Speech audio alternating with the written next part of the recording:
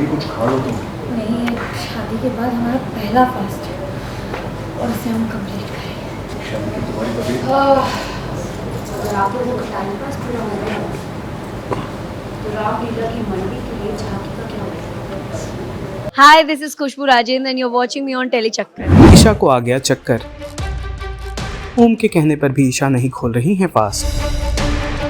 Serial Ram भवन का आने वाला एपिसोड बहुत ही ज्यादा इंटरेस्टिंग हो चला है। आप देखेंगे कि कैसे रामनवमी की तैयारियों के बीच में ही ईशा को चक्कर आ जाता है, वो बेहोश हो जाती है। ओम उसे अपनी बाहों में भरकर लेकर आते हैं। परिवार वाले इस हालत में देखकर ईशा को परेशान हो जाते हैं। डॉक्टर के पास जाने की बात होती है। ईशा तभी होश में आ जाती है और अपने बेहोशी का कारण कमजोरी और फास्टिंग बताती है। ओम उसे फास्ट तोड़ने को कहता है। ईशा कहती है कि शादी के बाद का ये पहला फास्ट है, इसे तो मैं शिद्दत से निभाऊंगी, इस फास्ट को मैं बिल्कुल नहीं तोड़ूंगी। ईशा अपने इस स्टेटमेंट से ओम के माता पिता और ओम का दिल एक बार फिर जीतने में हो जाती है कामयाब। अरे इसे क्या हुआ ईशा? तबीयत खराब हो गई, डॉक्टर के पास लेके चलिए। तुम चले गए तो फिर रामनवमी का फंक्शन कौन करेगा?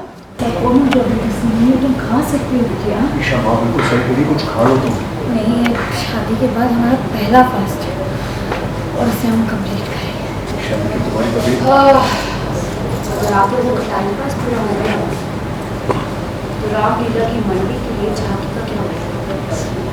टेलीचक्कर में आपका स्वागत है। हाय। मैम, जैसा कि हमने देखा आप ऊपर की तरफ भागते हुए जाती हैं, पीछे से मुरारी भी जाते हैं, बाद में फिर ओम आपको गोद में लेके आते हैं, क्या पूरा सिनेरियो क्या है? तो गायत्री मैम जो हैं, उनकी बहन जो हैं, वो कुछ प्लान करती हैं। मैं वहाँ पर स्टोर रूम में बड़ा पतीला लेने जाती हूँ ज़्यादा खीर बनाने के लिए, क्योंकि आज रामनवमी का बड़ा ग्रैंड सेलिब्रेशन है। लेकिन फिर गायत्री मैम को नहीं अच्छा लगता, गायत्री भाभी को अच्छा नहीं लगता कि ये सब उनके बिना बताए हमने कर लिया, उनसे पूछा नहीं। उनके पावर को थोड़ा शेक हो जाता है क्योंकि उनसे पैसे नहीं ले रहे, फंड रेज करके काम कर रहे हैं। तो शी गेट्स इरिटेटेड, लाइक इनका तो मैं काम बिगाड़ के रहूँगी। तो फिर वो बिगाड़ने का फर्स्ट स्टेप होता है कि वो पहले मुझे स्टोर रूम में बंद करवा देती है। फिर I don't know how he reaches, how he gets me here, फिर मेरे को होश यहीं आता है। अपने फैंस को क्या कुछ कहना चाहेंगे? प्लीज़ कीप वॉचिंग राम भवन, give us lots of love and IPL छोड़ के राम भवन देखिए।